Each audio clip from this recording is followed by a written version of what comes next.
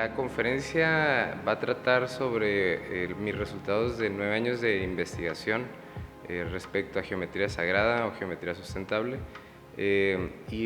La razón de esta conferencia es exponer y darle a conocer a la gente los resultados de la conjugación de información que revela la relación directa entre la geometría y todos los aspectos de la vida, desde la ciencia hasta el espectro de la espiritualidad, y revela detalles que hacen que se replantee la perspectiva de qué es la vida y qué tiene que ver mi existencia dentro de la vida, ¿no? Para de alguna forma cambiar la perspectiva hacia qué es esta experiencia y cómo la puedo hacer algo mejor.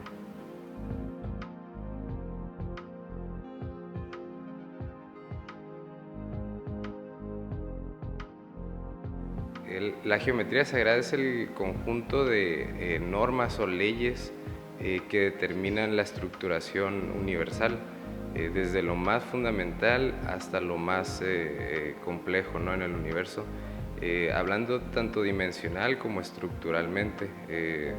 Y estas leyes de la geometría sagrada o geometría sustentable marcan el movimiento de lo que llamamos espacio-tiempo, cómo estas geometrías se conjugan para estructurar cosas cada vez más complejas para resolver problemas más específicos. Y realmente se podría decir que es el sustento lógico de la estructuración de todo lo que existe.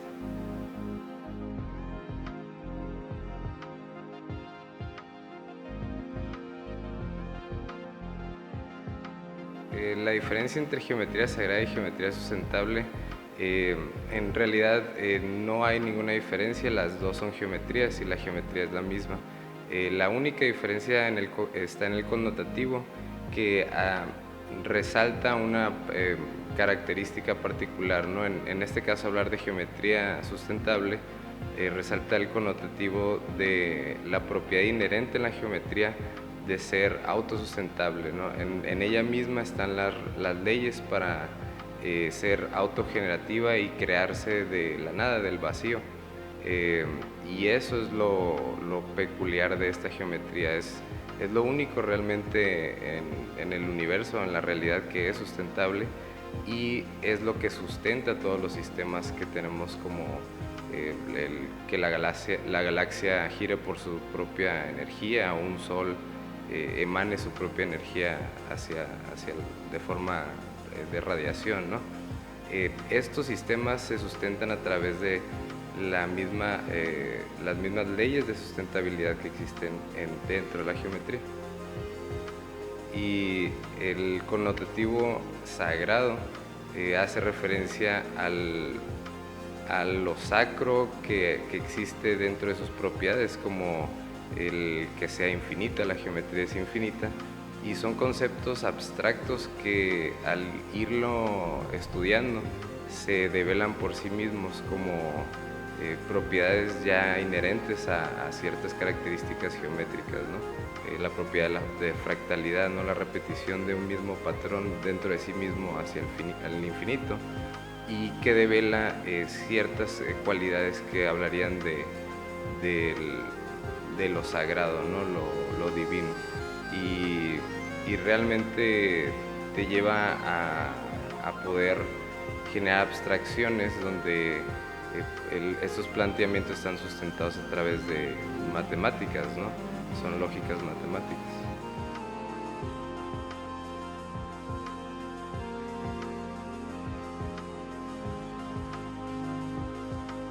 La primera vez que aparece en la historia la geometría sagrada es en Ábidos, Egipto. El periodo aparece en un templo que está dedicado a Osiris, y este templo ahorita está hundido más o menos como la mitad por la filtración del río Nilo. Esto llevó a los arqueólogos a poder calcular que el templo más o menos fue construido de 10.000 a 12.000 años de antigüedad y es la primera vez que aparece eh, y se encuentra en ese templo. No hay ningún tipo de escritura jeroglífica ni nada, solamente está el grabado de lo que se llama la flor de la vida. Y este diagrama geométrico es un círculo central y 6 círculos alrededor. Ese es el diagrama o la síntesis bidimensional más básica de la geometría sagrada. Se podría decir que es como el paso 1. Y esto quedó grabado en este templo. Lo curioso es de que la técnica con la que fue grabado en la piedra se desconoce porque está la piedra pulverizada a profundidad. Por lo tanto, si se quiebra la piedra, el grabado sigue estando ahí, ¿no? Lo hicieron para perdurar y pues la tecnología se desconoce porque vendría algo similar ahorita en nuestros tiempos, vendría siendo como un láser, ¿no? Tecnología láser que pues no podemos explicar cómo en esa época, cómo lo hicieron, ¿no? Y a partir de ahí empieza un desarrollo histórico en todas las culturas antiguas de un eco que se hace de esta misma información que aparece, como digo, por primera vez en Egipto y continúa hasta Oriente y América, ¿no? Hay vestigios de los mismos diagramas y la misma información a través de las épocas y que además se preservó como un conocimiento sagrado, un conocimiento de algo muy importante que se guardaba y se protegía solamente por sacerdotes o el emperador o el faraón, ¿no? Y realmente el pueblo era ignorante de esta información.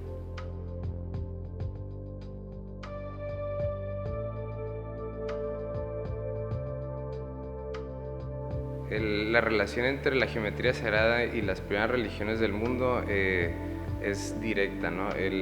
Realmente la geometría sagrada viene a sustentar las ideas y pensamientos que fundamentan a todas las primeras religiones. Un ejemplo simple, el Génesis de la Biblia, el Génesis judío cristiano, es una leyenda oral que viene mucho más atrás de la Biblia y realmente habla de una síntesis de esta geometría, ¿no? Y principalmente la flor de la vida, en donde realmente es una abstracción, o se puede decir que es un acertijo para mentes que estaban iniciadas en esta información. ¿Por qué? Porque plantea que la creación fue hecha en 7 días, pero el séptimo día descansó, y dice también que en el cuarto día había concluido la mitad de la creación, y eso es porque el Génesis geométrico comienza en 2, lo que se llama el Basic Apishi o el verbo, y es la intersección de 2 círculos a través de sus centros. Ese es el paso 1, por lo tanto, para completar los 7 círculos, los 6 círculos alrededor de uno, solamente faltan 5 pasos. Por lo tanto, el séptimo día descansa, ¿no? Porque se concluye la creación, y lo que representa es de que la única forma de rodear a un círculo con círculos es en sus centros, es 6 alrededor. No hay otra forma, y es una historia simple, pero a la vez muy compleja en abstracción, lógica y filosófica, que no es algo literal. Nada en los textos sagrados es literal, todos son abstracciones de entendimientos muy complejos de geometría, ¿no? Y podemos irnos a cualquier tipo de religión, budismo, sionismo, desde Oriente hasta América, ¿no? Por ejemplo, los mayas y su relación con el tiempo, ellos aplicaron la geometría a través del cálculo de ciclos temporales, ¿no? Ciclos de cultivo, ciclos lunares, pero a fin de cuentas es una representación del mismo sistema geométrico que estaban manejando las demás culturas. Y específicamente en la Kabbalah judía se hacen referencias directas a la geometría sagrada, ¿no? empezando por raíces etimológicas de palabras como ángel o arcángel, que arcángel significa arco del ángulo. Entonces igual es una representación, una alegoría a un entendimiento abstracto de geometría, y se codificaron estos textos a través de capas de entendimiento o niveles de abstracción de la misma geometría, en donde ya los niveles superiores o máximos podían entender del mismo texto, en vez de entender algo literal, podían entender un significado muy profundo y complejo, ¿no? Y esa es la razón.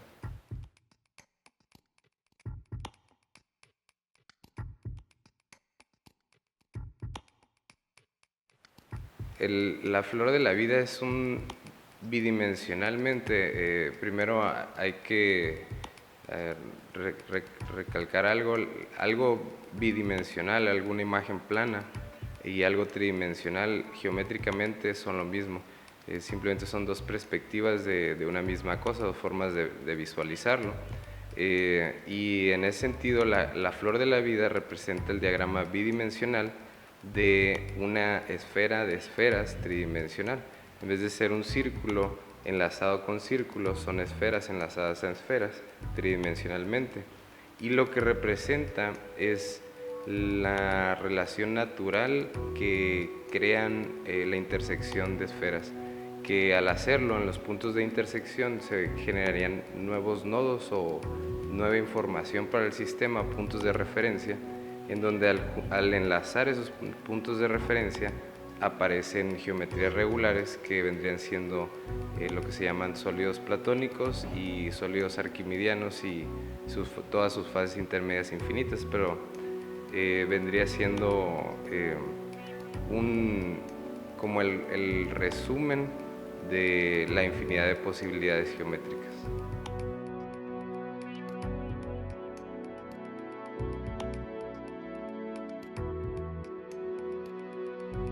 Los sólidos platónicos, se le llama sólidos platónicos en homenaje a Platón, y en su época se llamaban sólidos pitagóricos en homenaje a Pitágoras, y así nos podemos ir en la historia hacia atrás, porque Pitágoras lo aprendió de un maestro, un sacerdote egipcio, y realmente lo que es una síntesis del abanico de posibilidades geométricas. Entonces, lo que nos dicen los sólidos platónicos es de que hay 5 subdivisiones de ese arco iris, se puede decir, de formas, y dentro de esos 5 espacios intermedios ahí están los 13 sólidos arquimidianos repartidos en esos intervalos, y dentro de esos intervalos el infinito de posibilidades, pero lo que representa es vibración. Son diferentes estados vibratorios del universo, ¿no?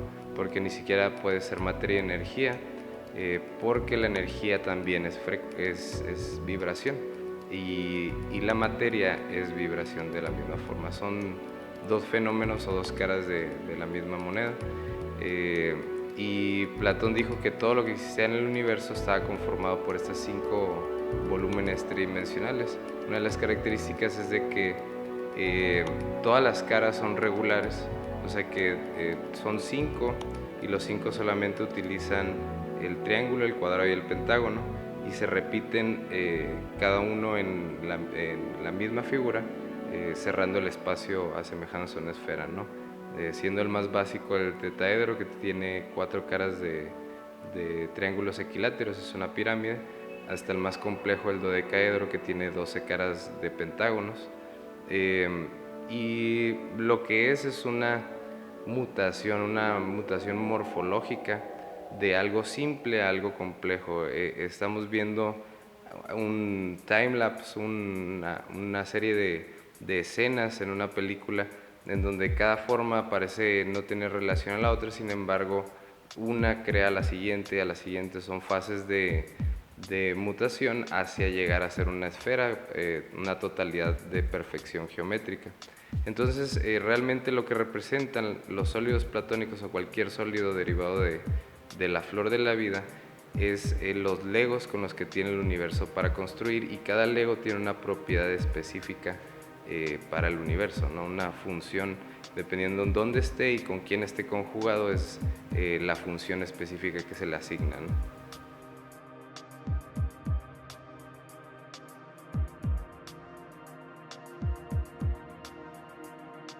Eh, la geometría sagrada es importante para la lógica y la abstracción porque, así como se dieron cuenta los primeros filósofos clásicos, cuando se da el movimiento filosófico y se plantean, ¿no?, todas estas ideas, se plantean a raíz del redescubrimiento de la geometría sagrada. Cuando Alejandro Magno conquista el mundo antiguo, lo nombran faraón de Egipto, le dan acceso a esta información o tecnología, se puede decir de esa forma. Él lo expone y lo hace público, ¿no?, en lo que fue la Biblioteca de Alejandría. Y existe un movimiento enorme de todo el mundo antiguo hacia este núcleo de intelectual, en donde se cultiva a través de la geometría un nuevo movimiento de pensamiento, que es la filosofía, y plantea las bases de la ciencia, ¿no?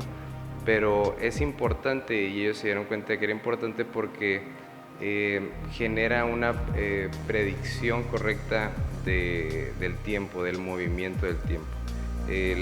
La lógica lo que representa es la predicción, una predicción acertada de un fenómeno. Si yo tomo, digamos,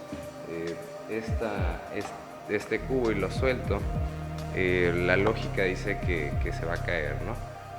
¿Por qué? Porque ya he visto ese fenómeno y puedo predecir el fenómeno un número infinito de veces si no cambio las circunstancias del fenómeno.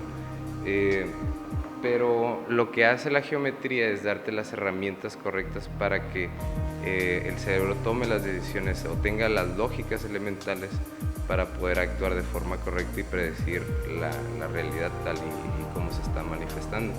De alguna forma es igual como el ajedrez, ¿no? El ajedrez te ayuda a predecir los movimientos de tu oponente, y hay personas que pueden adelantarse 15, 20 movimientos prediciendo todos los tipos de posibilidades desde ese lugar hacia el futuro. De la misma forma, en la geometría te da un entendimiento del espacio-tiempo, y el espacio-tiempo es movimiento. Todo lo que, cualquier circunstancia que se existe dentro del espacio-tiempo está representada por vectores de movimiento. Por lo tanto, algo que la ciencia ha tratado de hacer durante toda esta revolución industrial es predecir, ¿no? Predecir el clima, predecir acontecimientos futuros, y hasta el momento no han logrado tener éxito. ¿Por qué? Porque la cantidad de variables es infinitas, ¿no? Para poder realmente ser asertivo. Sin embargo, en la intuición natural de la vida, en la intuición natural de toma de decisiones o acciones, la geometría te da esa naturalidad para actuar y no nada más para actuar, sino para percibir los patrones del exterior hacia el interior, para poder calcular, digamos, si voy a cruzar la calle, a qué velocidad va el camión en relación conmigo, y estas cosas son física y son cálculos complejos. Sin embargo, la mente los hace de forma natural. Sí se han reconocido ciertos patrones en el medio para que se pueda calcular, si no, pues te van a atropellar, ¿no?, al cruzar la calle. Y eso es simplemente te ayuda a percibir la realidad tal y como es, porque estás viendo los patrones con el que está conformada la realidad, y no estás suplantando esta lógica por una suposición de la realidad.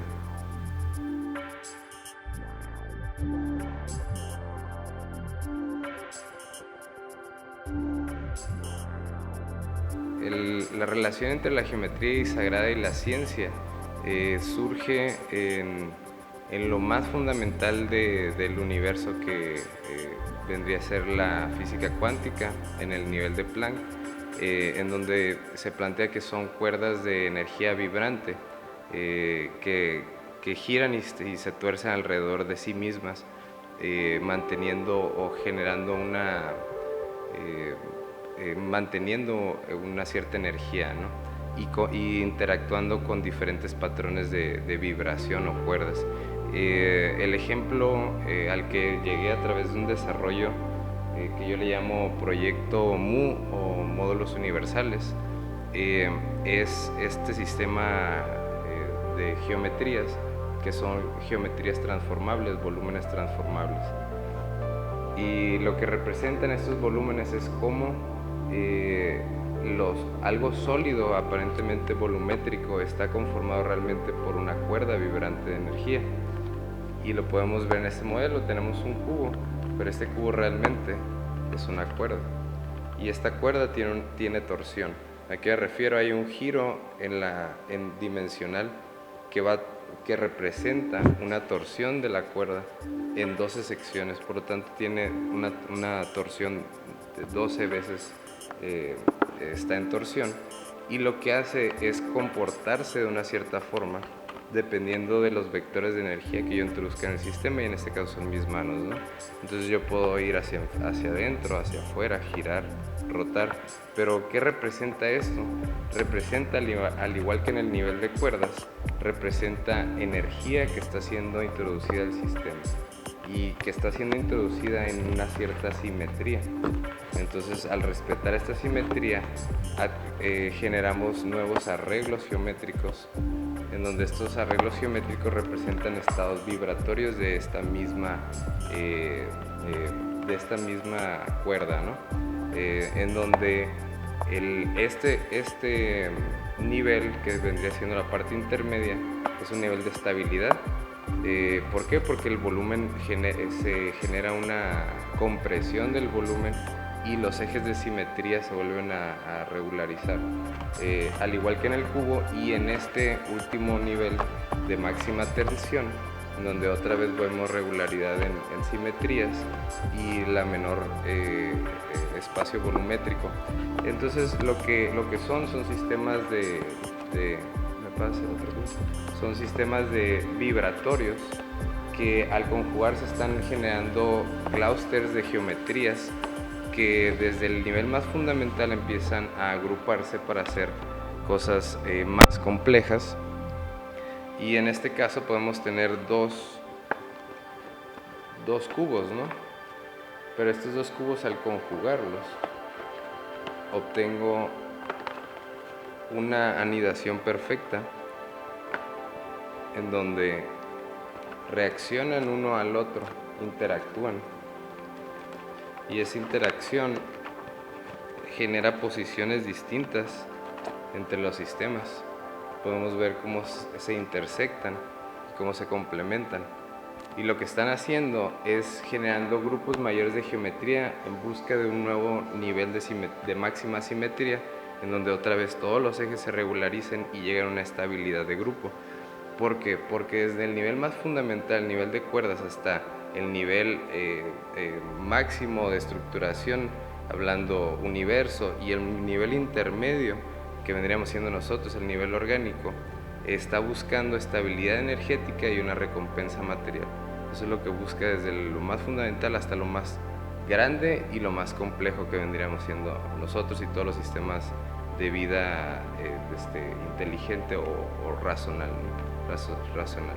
Y entonces esto es una forma muy simple de entender qué es una célula, qué es un átomo. ¿Por qué? Porque cumplen con el mismo requisito, buscan una estabilidad energética. Hablando de un átomo, comparten electrones, y al compartir electrones se estabilizan, ¿no? Balanceo en química, ¿no? Y al hacer eso, ¿qué hacen? Se hace un compuesto, y ese compuesto se atrae con mayor fuerza y adquiere nuevas propiedades que lo hacen funcionar mejor en el entorno en donde esté, ¿no? Entonces, realmente es la geometría sagrada esconde una lógica natural para generar grupos complejos de geometrías con funciones cada vez más específicas, dependiendo de qué es y en dónde está apareciendo, ¿no? Y además, todos los transformables, porque este es uno de un gran número de transformables, todos se conjugan entre ellos como legos, y dependiendo a qué es y cómo, adquiere propiedades estructurales, adquiere propiedades químicas, hasta hablando ya biológicas como las proteínas, ¿no?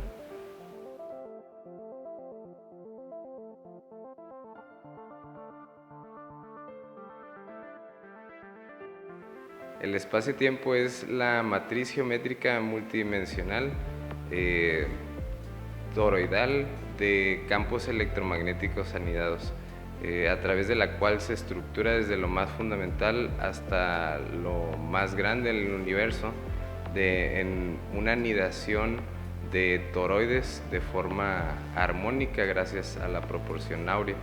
Y lo que quiero decir en otras palabras es de que el espacio-tiempo es tanto el escenario en donde se lleva a cabo todas las acciones o movimientos, pero ¿de qué? De la sustancia que es materia y energía, pero esta sustancia es derivado del espacio-tiempo. El mismo espacio-tiempo, el movimiento del espacio-tiempo se está subdividiendo en lo que llamamos materia y energía, en un movimiento simbiótico o una danza de transformaciones a través del tiempo, ¿no?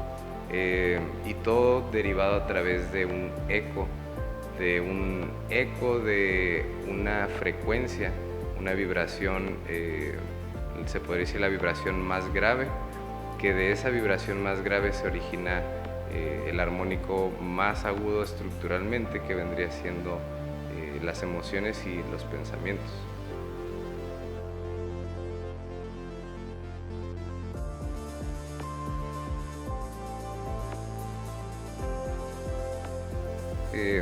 ¿Qué es conciencia y qué dota de conciencia un sistema? La conciencia, para mí, lo que entendí es de que el toroide es la estructura geométrica que sustenta al universo, desde lo pequeño hasta lo más grande, y son 7 sistemas, ¿no? 7 sistemas toroidales que son conscientes de su existencia. ¿Por qué? Porque un sistema toroidal es un punto electromagnético que tiene una retroalimentación, que su energía se expande a través de sus orbitales en órbitas de espirales áureas, y luego se contrae de nuevo hacia ese punto. Genera una retroalimentación entre el interior y el exterior, recopila información y regresa y procesa esa información. Por lo tanto, son núcleos de conciencia, de percepción. Si nos vamos, por ejemplo, al ejemplo del átomo, el átomo es 99.99% energía, sin embargo es materia. ¿Qué es lo que hace que sea materia? La conciencia, la retroalimentación de energía a través de ese punto en específico del espacio, lo que lo hace desacelerarse en lo que llamamos nosotros materia. Realmente un átomo está vacío. La parte material es algo tan pequeño como una mota de polvo en relación a algo visual, ¿no? Ni siquiera es visible. Pero la conciencia se origina por eso, por centrificar la información, centrificar un proceso de intercambio de energía a través de un conjunto de sistemas materiales. Y los 7 sistemas que son conscientes en la realidad son átomo, molécula, célula, organismo, sistema solar y galaxia, todos contenidos dentro de lo que llamamos universo.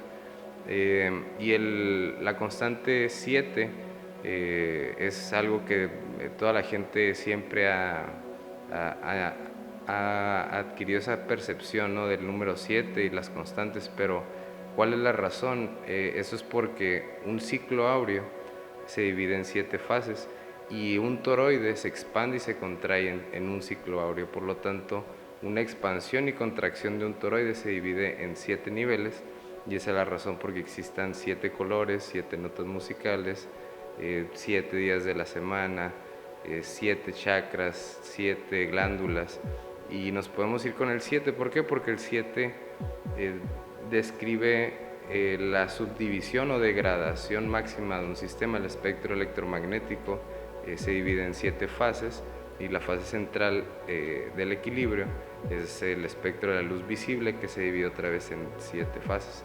Entonces es un recurrente de la geometría, ¿no?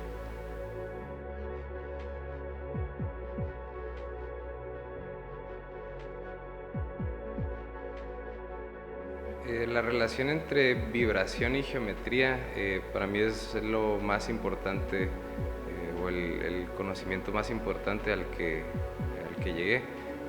¿Por qué? Porque explica la autosimilaridad entre todas las cosas del universo, todos los sucesos o acontecimientos. ¿Por qué? Porque cada patrón energético, digamos por ejemplo el Sol está emitiendo diferentes radiaciones, ¿no? Frecuencias de diferentes tipos, rayos X, rayos gamma, luz visible, y, y que son patrones de energía en pulsaciones geométricas. La forma más, el experimento más fácil para ahorita comprobar la relación entre frecuencia y vibración y geometría es lo que se llama, la ciencia que se llama cimática.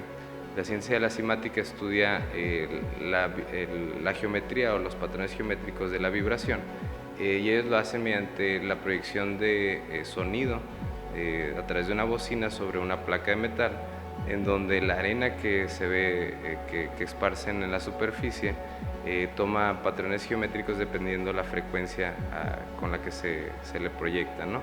¿Y qué representa ese patrón específico que aparece? No es realmente la geometría que tiene el sonido, sino es un corte de una geometría tridimensional. Es como una rebanada, como si viéramos una rebanada. Sin embargo, si lo pudiéramos ver tridimensionalmente, el sonido es esférico, es algo que ya fue comprobado, y en esa representación tridimensional es donde podemos ver la forma que tiene el sonido, y de la misma forma la luz es traducible a geometría. Más que nada la geometría representa las fases vibratorias a través de la reverberación de una energía a través de un centro o una localización. Entonces, ¿qué es pentágono? Representa que hay un patrón pentagonal de vibración a través de ese centro. Y eso es la relación directa, ¿no? Cualquier geometría representa el estado vibratorio en el que está el sistema, ¿no? Cómo se expande y se contrae, se expande y se contrae, en qué patrón y en qué ciclos. Dependiendo a los ciclos, si aumenta la frecuencia, aumenta la velocidad de los ciclos.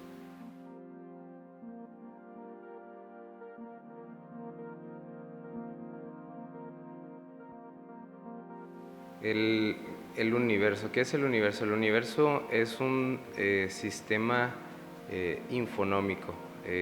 Analiza de forma inteligente la información a través de supercúmulos que vendrían siendo toroides.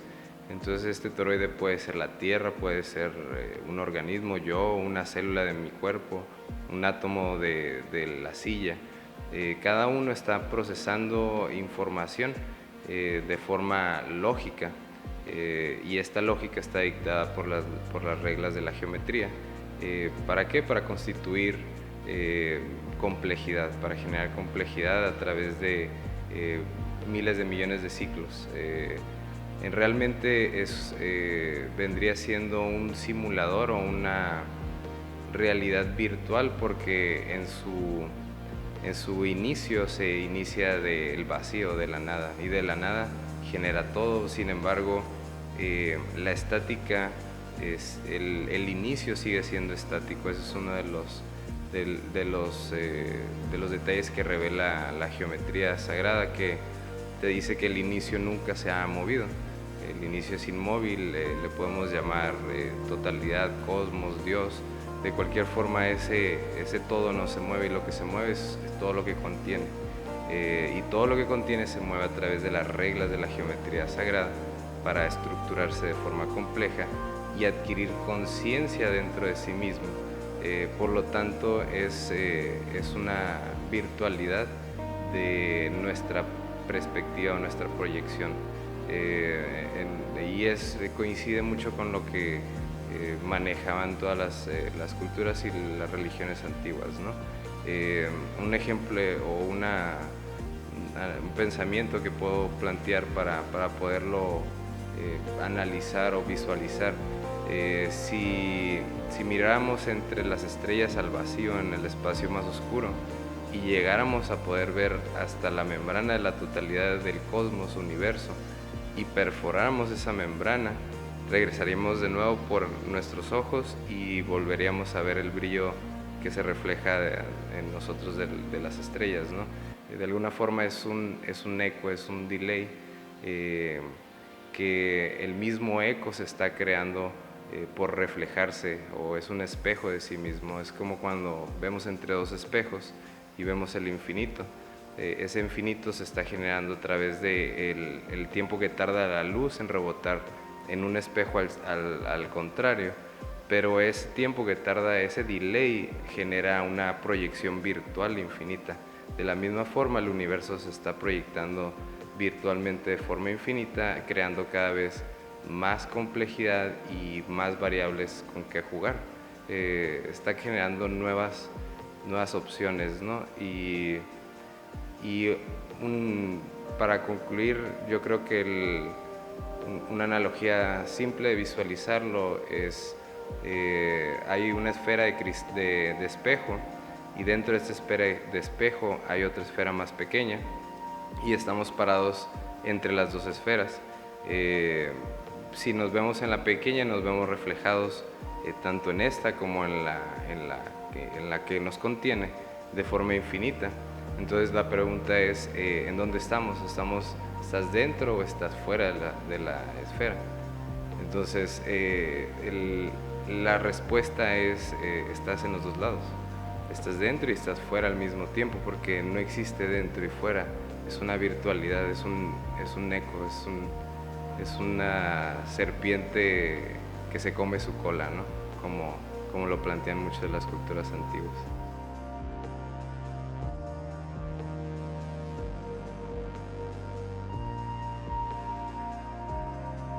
La relación que existe entre forma y función se da entre la relación directa entre forma y frecuencia.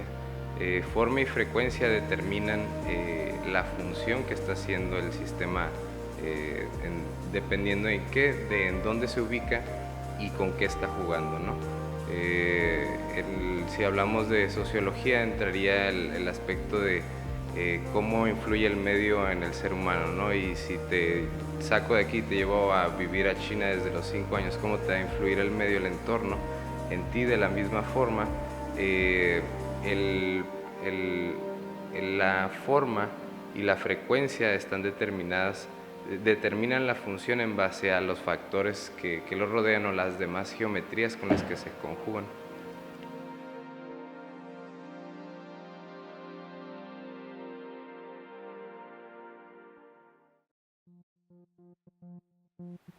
La geometría sagrada sirve para comenzar a poco a poco develar la realidad tal y como es. Cuando nacemos y empezamos a desarrollarnos, adquirimos ciertos patrones para asimilar la realidad. Lo que nos dijeron que era la realidad, desde en qué creer, cómo hablar, qué pensar. Se nos plantea un primer panorama, ¿no?, de qué es la realidad a través de nuestros padres, nuestro entorno, nuestros amigos. Sin embargo, muchos de estas creencias o formas de operar en la realidad son erróneas, son suposiciones, tal vez ni siquiera de nosotros, sino de alguien más. Y esto nos hace actuar de forma ilógica muchas veces ante la vida, o nos hace cometer errores cíclicamente. ¿Por qué? Porque no queremos asimilar la realidad tal y como es. Tratamos de negarla y suplantarla por una realidad que estamos creando. Lo que hace la geometría sagrada es generar las lógicas o integrar las lógicas a nosotros necesarias para poder asimilar los patrones que nos proyecta la realidad tal y como es. De esa forma, poco a poco empezamos a develar más detalles y además generas un proceso infinito de asombro. ¿Por qué? Porque cada vez que analizas algo que ya creías que habías comprendido, y al ir sumando nuevos entendimientos, eso a lo que vas y vuelves a repasar se convierte en algo más complejo, en algo que habías omitido muchos de los detalles. Por lo tanto, la realidad constantemente se hace más compleja, más detallada, más exacta, y lo que te da es una tranquilidad, una calma. ¿Por qué? Porque sabes en dónde estás, sabes por qué estás, sabes cuál es la razón de estar aquí. De la otra forma vives en caos, en un caos de el sinsentido, de caminar dando vueltas y preguntar y nadie sabe respuestas, nadie quiere saber respuestas, prefieren todos vivir en un sueño planteado en colectivo, a vivir y ver la realidad y sentir la realidad. Tratamos de eliminar todo lo que contradiga nuestro planteamiento ilógico de la realidad, y por lo tanto entramos en conflicto con toda la realidad misma y la gente y las personas con las que compartimos la vida. ¿Por qué? Porque no somos coherentes con la realidad, por lo tanto no somos armónicos con la realidad y constantemente estamos chocando contra pared. Simplemente te abre los ojos a percibir la realidad tal y como es. Hay una frase de Leonardo da Vinci que dice, la realidad los confunde, oh miserables mortales, abrid los ojos. Y lo resume muy simple, todos estamos viendo lo mismo, pero realmente no todos estamos viendo lo mismo. Vivimos en realidades totalmente diferentes. ¿Por qué? Porque o quieres ver o quieres ver lo que te gusta ver. Y al ser coherente con la realidad, la vida se hace más simple, más digerible y sin confrontaciones.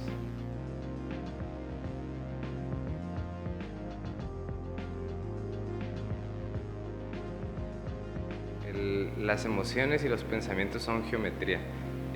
Sí, las emociones y los pensamientos son el máximo grado de armonía geométrica, son la síntesis universal de geometrías.